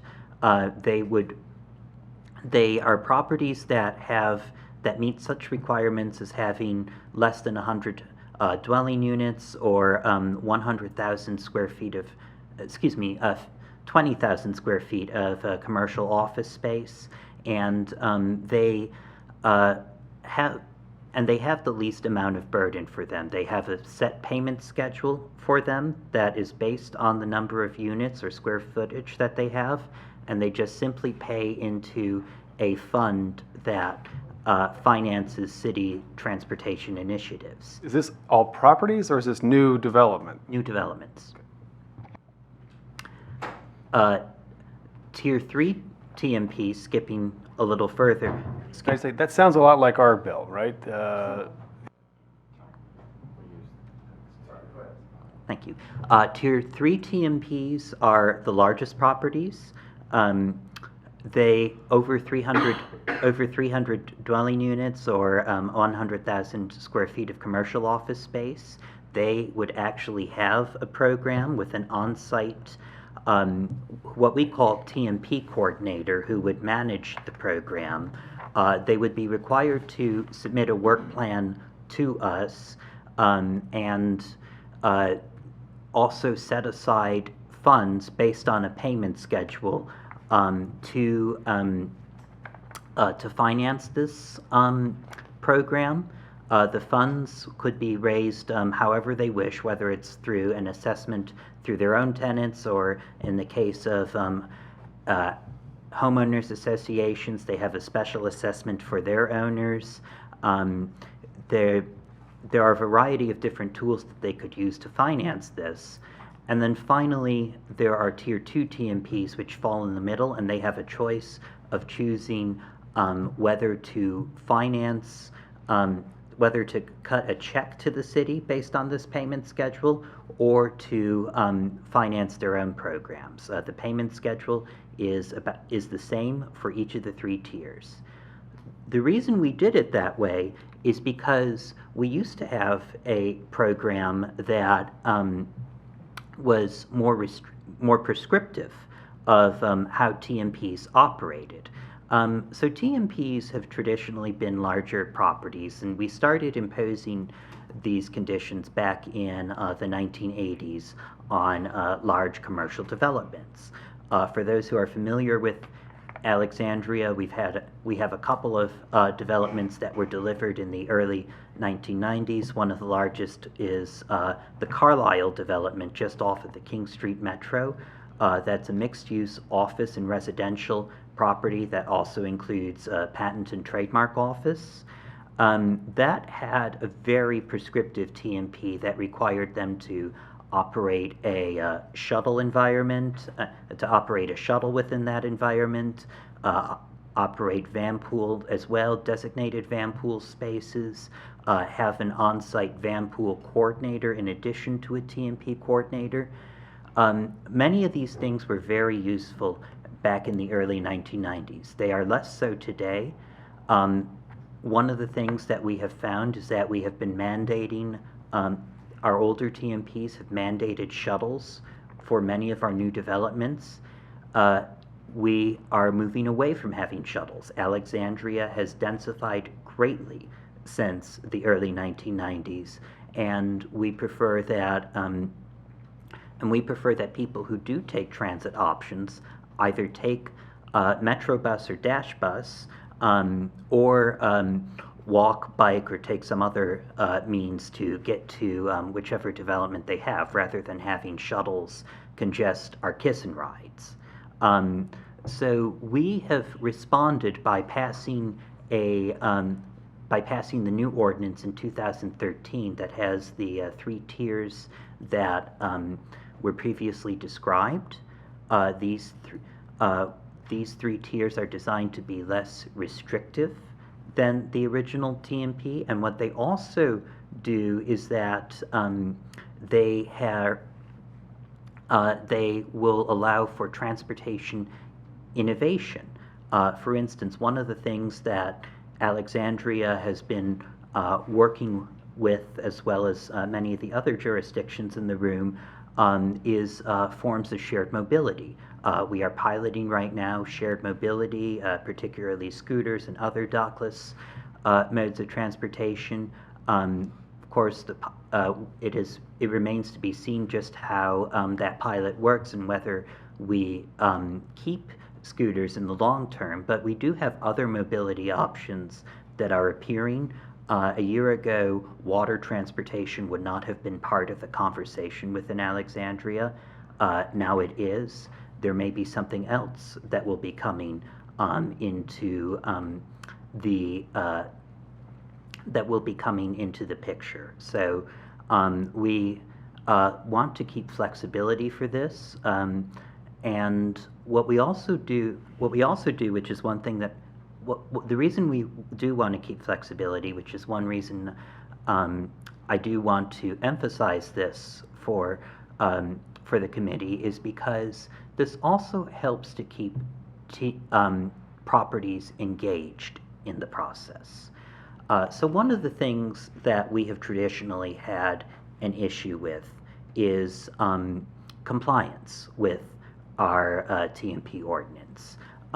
Certainly we have a few enforcement actions at our disposal. The new ordinance does allow a civil penalty of up to 5% of the TMP encumbrance to be payable to the city for noncompliance. However, we do have properties that have told us flat out that they view that as the cost of doing business.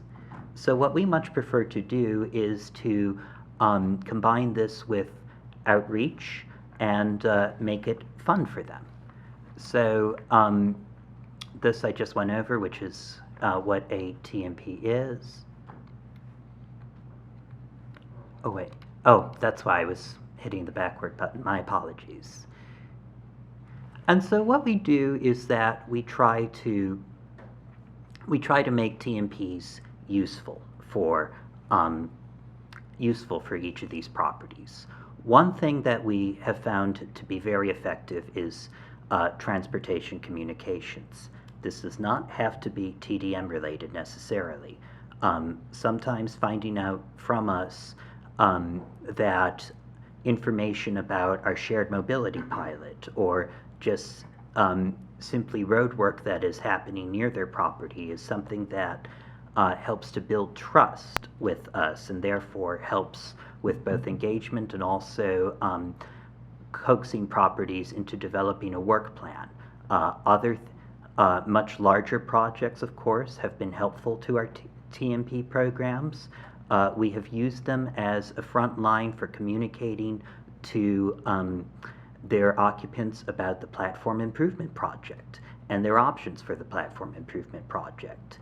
I think part of the reason that the platform improvement project has been as successful and as stable as it has been for the city of Alexandria has been because we have incorporated a massive communications and outreach effort. A lot of that could not have been done without the partnership of our 74 TMP coordinators within the city of Alexandria, passing this information on to onto their occupants about their alternatives. And then finally, one thing that we do to help engage TMPs is events. We have a couple of events which I do want to talk about. I have pictures of one of the events that we have. So we have a fall event called Operation Illumination that is to encourage folks to stay bright just after daylight savings changes over. There are people who are walking around, bicycling around. They're less visible than they otherwise would be. And so we have our TMPs work to distribute objects that would help illuminate them, such as the wristbands that the children in the first image are wearing. We also organize commuter fairs for, particularly these have been more popular for our residential TMPs. We are seeing that these fairs help residents to know about their options, whether it's walking or biking or Capital Bike Share, as is in that picture, or other modes of transportation such as Dash, scooters. Lately, we've been incorporating the Potomac Riverboat Company into these commuter fairs. So we have a ton of options. And then finally, education for the TMP coordinators themselves has been something that we have found to be hugely important. Again, there's 74 TMP coordinators, and until very recently, there was an incredibly small staff to manage this program as well as other programs. And so rather than following up and also enforcement action, we found that education and outreach to TMPs has been effective. We held an annual luncheon for TMP coordinators to learn about not only these requirements, but also workshop through transportation solutions. We've hosted, we've invited companies within the transportation space who can help with TMPs to manage their transportation. Like, for instance, companies that have parking cash-out software that they operate. We haven't had anyone from Transit Screen, but of course we certainly have an open invitation to them. And we try to provide an environment where we can create solutions for our TMP coordinators. So I'll just... Sorry to interrupt you. I apologize to all of you that I have to run, but this is all being taped, so, and especially Brittany, I'm going to watch the whole presentation at a better time for me. Thank you all so much for coming out today. I really appreciate it.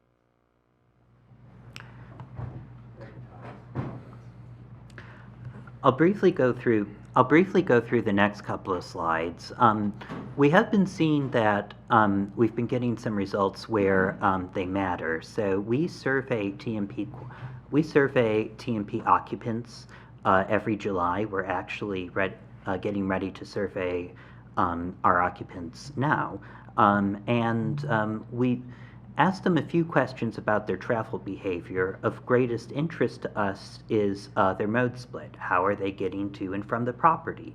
And what we have seen is that there has been a 9% reduction in residential, in drive-alone rates for residential TMP occupants. There hasn't been a significant reduction for workers who come into Alexandria, but certainly we have seen that with residential, and we think that it's for a couple of different reasons. One, Alexandria does several different things that contribute to a very accessible environment. We have a robust Complete Streets program that makes walking and biking an option in many parts of the city. And then also we have leveraged this program for an outreach program that has really helped to drive results. It'd be very interesting for us to see what reductions we further have after the platform improvement project. I think that what we will be hearing more of is that that our respondents will be more educated. We certainly have heard that from feedback that we've received thus far. So lessons learned from how we administer TMP. So for one thing, we are streamlining how we administer TMPs throughout the city. We have started a project to integrate all of our TMPs that were written before 2014 and move them to a format that reflects the current TMP ordinance. This would be a process that we'd have to work with our city council to, obviously, and our findings will not be available until August. Engagement with TMP coordinators is best done early and often. I cannot stress that enough. Enforcement action certainly works well, but in our case, we do not have a very large staff for TMP enforcement, as well as it's not the number one issue for the city for enforcement of properties. So certainly engagement has helped there. And then finally, making TMPs relevant to the property is also best. one thing that I talk to TMP coordinators over and over again is that this is not a requirement, this is an amenity. Many of our properties locate within Alexandria because of the accessibility options that Metrorail, Dash Bus, and others provide. How can we help you to leverage that accessibility? How can we help you make the case that a part of your budget goes towards options for accessibility, whether it's bike rooms, transit screen, or hosting events to let people know about their transportation options. So with that, I'm happy to take any questions. There's certainly a lot that I could talk about on this, but I know that we are limited in time. All right, thank you so much. Brittany, you're on.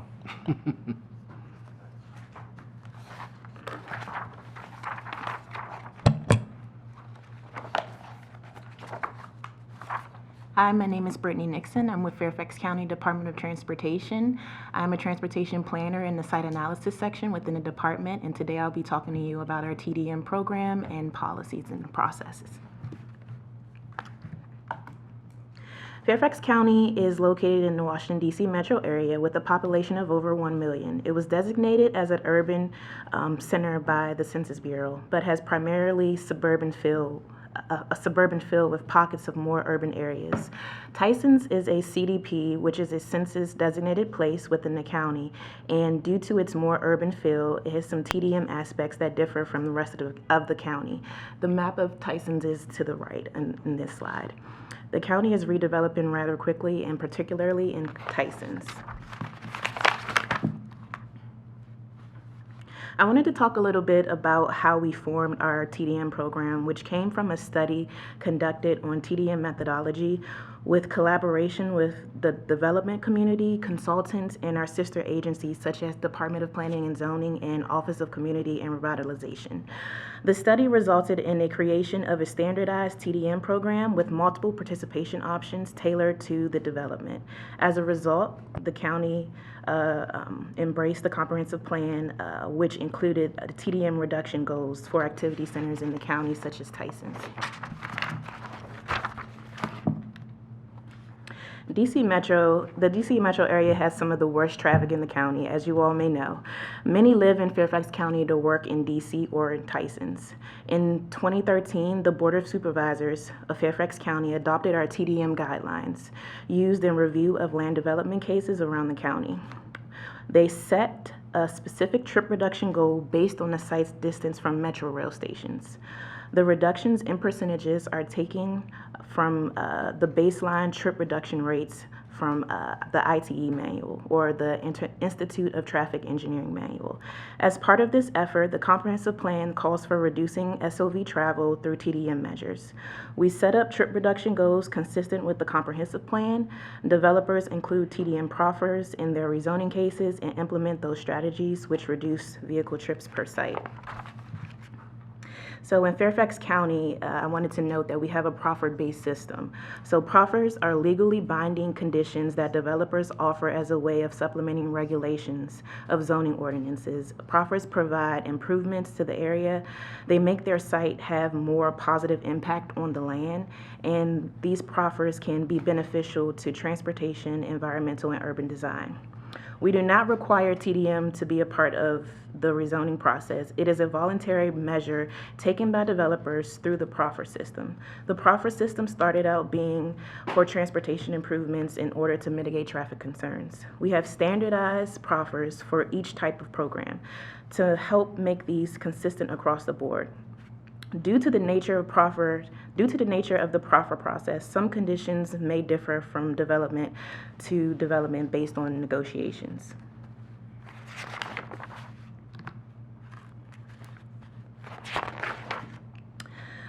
We came up with standardized proffers for light, moderate, and full TDM program. This helps developers follow our standard TDM program and also helps us be more consistent. Full programs have general TDM elements, bicycle programs, marketing, parking, alternative work programs, rideshare, heavier monitoring, and more financial contributions. Moderate programs have many of the same strategies as heavy programs without penalty funds. Light programs have fewer TDM strategies and less monitoring and financial contributions. These programs are generally for those further away from the metro where it's more difficult for people to take transit to work. We have standardized proffers for each of these 3 levels within and outside of Tysons.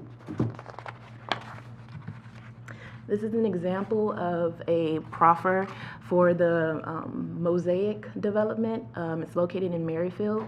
As you can see, the highlighted portion, it identifies the trip reduction goal of 15% for this particular development. So this graphic shows how our program is a collaborative effort. So we have a site analysis staff, which I am involved in which we review proffers and land development cases. We monitor the proffers to determine compliance. We also work with developers and clients, which they proffer 2 trip reduction goals. They comply with these proffers and they implement programs for employees, employers, and residents. Another component of our collaboration within DOT is our Transportation Services Group, now known as the Marketing and Communications Group. They aid developers with developing their on-site TDM programs and materials. If the developer uses this group services, they are provided free of charge. We want to make sure that in many of the cases that developers know that we have this service to offer them, because in many cases, developers hire consultants directly to develop and implement their TDM program. How many more slides do you have? I have a few more. More? Can you, okay, just get through them, but we're almost out of time. We're hoping to be able to ask you a few questions as well, so.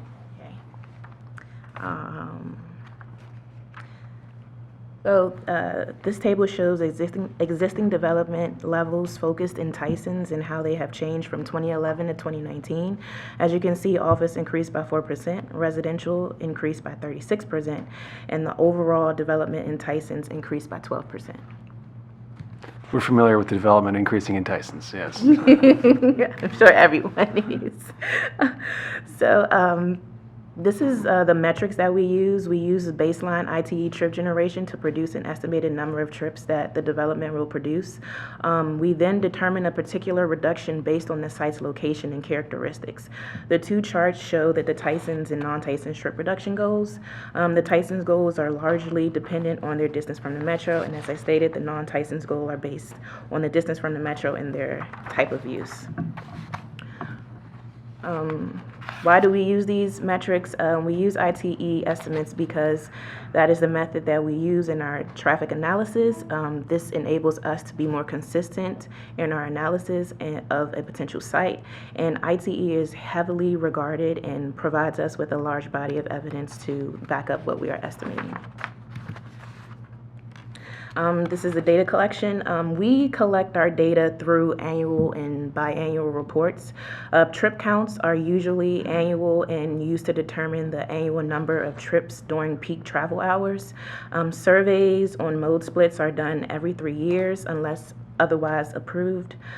Surveys help determine travel attitudes as well as behaviors and can be a big help in improving the program in the future. The applicant control period ends after 3 consecutive trip counts of their goals being met. This time frame can vary depending on the proffer. Going in a little bit about the financial contributions to meet goals. We have a budget within the proffer, their TDM proffers for developments. The budget is an annual recurring cost set by the developer for their TDM expenditures. We have an incentive fund, which is a one-time contribution intended to incentivize participants in surveys and non-SOV travel, remedy funds, penalty fund, and a TMA fund. So touching back on our annual reporting, and this is how we monitor developments.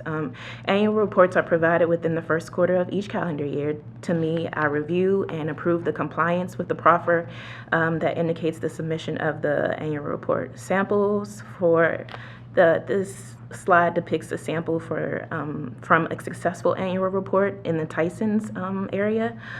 In addition to counts and survey results, these reports indicate how the budget was spent, changes to the budget, and TDM programs for the next year. The enforcement. This is how we enforce our TDM proffers and our TDM goals. If a development does not meet these goals, we will work with them to determine what they can do to improve the program before additional actions are taken. Remedy funds are drawn to enhance the program in the future if TRIP goals are not met.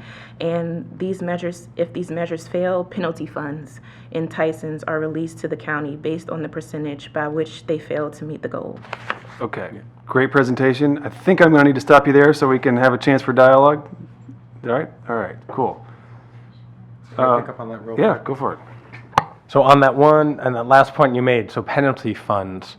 So penalty funds are if the penalty is applied to a piece of property or whomever the entity is, whatever the entity is, in Tyson's, it has to stay in that area? Yes. Okay, great. Go ahead and Sandy, you have some questions to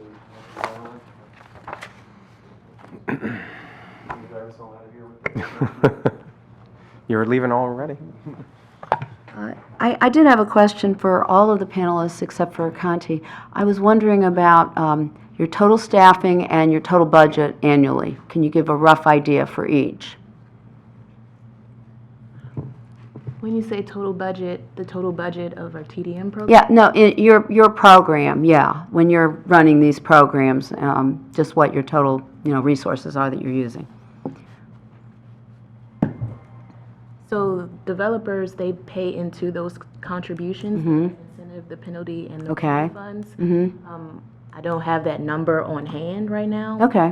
I can provide that to you. Yeah, it would be interesting. And what is your own staffing too? Well, in my group, I am the head of our TDM department, but I am acting as the TDM coordinator now because I have to hire our TDM coordinator. We have 2 positions that will be focused on TDM. Okay. And that's what they'll be doing. It'll be about 3 So 3 people, yes. people. Okay. And what about Arlington? So the whole TDM program. Right. I think, please don't quote me on this, and I can follow up with more precise numbers. We actually keep our strategic plan contains our budgets, the revenue sources, and then our program budgets. I want to say the overall program is around $11 million. And we have 3 county FTEs, official county employees. I'm one of those 3. Everyone else is a contractor. We have 2 major contractors who do work for us that staff our various individual programs, and then we have some smaller contractors and then subcontractors under those contracts. So we do a procurement for the vast majority of the services under our TDM program. You said $11 million? Roughly. And that sounds like a lot of money. Is that because it's, what share of your transportation department budget? Is it all in the transportation department? It's all in transportation. I mean, you like as you described, like the research is also, it's multi-purpose. You're supporting the work of the department. Yep. So it's in that's all included in that 11 million. Right. All of the work of mobility. in other words, the 11 million isn't only just for TDM. It's for the work of we would call it all TDM. Right, I think because the to your philosophical, point, yeah, because of the there's a lot silver. of overlap. But when I work on interdisciplinary teams on our multimodal transportation assessments, on parking management or curbside management or shared mobility, which you heard about across this group, we as a TDM bureau are serving all of those needs and helping people connect the dots. So there's a bit more overlap than you might see in your initial investment in a TDM program.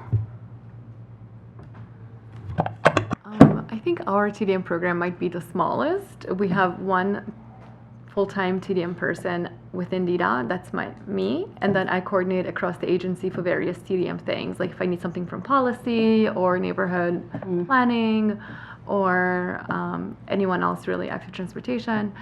And that's, yeah, just one full-time staff. And then we have a contractor who does all of our marketing and outreach. They have 7 full-time staff. And that contractor has 2 subcontractors, and then that subcontractor has another subcontractor.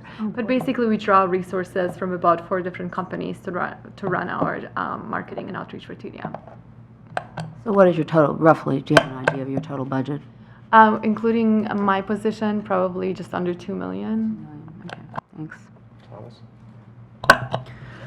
Thomas Hammett, City of Alexandria. So our program has been shifting in terms of staffing and budget level.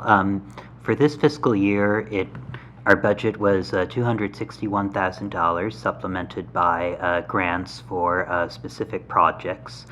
For instance, we have a $2.7 million grant from the Virginia Department of Rail and Public Transportation for a platform improvement project only, local TDM efforts as well as transit. And in terms of our staffing level, until about a month ago, there was just 1 staffer, myself. We have since moved up to 2.5. Okay. Yeah, congrats. And was that related to the surge need for the platform program, or that was already going to happen? Yes and no. I think the city certainly saw that TDM in a new light because of that, but it's definitely a permanent change. How does it compare to us? Our budget is, it's under $4 million, and we have, I think, 12 FTEs total. Yeah, we do use contractors, but that's all included in the $4 million, and that includes our grants as well. It's not all county funds, yeah. But something like bike share is not part of that TDM budget. Not the capital bike share program, no, that's not funded directly from us, no. But we do expend resources It is marketing in your it, case. yeah. We expend resources marketing the capital budget, the capital bike share. But that's a good difference, right? Bike share is part of what you characterize as your TDM budget. It's not what we characterize as part of ours. Yeah, We're there are both spending differences. funding on it. Well, this is a lot of information. It's hard at a glance to assess, so we'll need to take it from here to create a kind of comparative analysis. So Glenn and Sandy, I think that kind of falls to you, but I know that developing the TDM proposal that we have, you investigated these options. You hired a consultant who knew these programs and knew other programs. I think who had actually worked for Alexandria, is that right? The consultant we used? Well, one of the major input sources was from Gwen Wright, who used to be with Alexandria. Well, that's where a lot of the inspiration for this Yeah, some direction of the- came from Gwen Wright and her experience there, but the Some of that was that. We consultant, had a I couple of believe, other consultants, yes. had consulted for regional partners, but so our proposal was crafted with the benefit of these programs, I think, substantially. So we don't need to, the goal of trying to understand the relative comparison isn't because we need to start over and building a new one. No, we've gained this. I think the point here is that there's a lot of activity. There's a lot of cutting edge work happening, and we have a great program. We can take it to the next level, and there's a lot of opportunity here. So that's what the legislation is about. So hopefully the committee will actually be able to continue and finalize its dialogue on this legislation and actually get it out and send it to the council soon. So that'll be the goal. I'll talk to the chair when he, for sometime in July. Can I ask just one more follow-up question, because this is a sort of burning question in our bill. Are there TMD fees on existing businesses in any of your jurisdictions? Like an annual fee that's paying for these programs? Generically blanketing on businesses? Yeah. Or it's certain, or above a certain threshold? No. Okay. Well, Fairfax was talking, they have fees. They call it, well, it's remedy fund, I guess, but yeah, there are different ways of characterizing the payments, I guess. Okay. All right. All right, thank you. Yeah.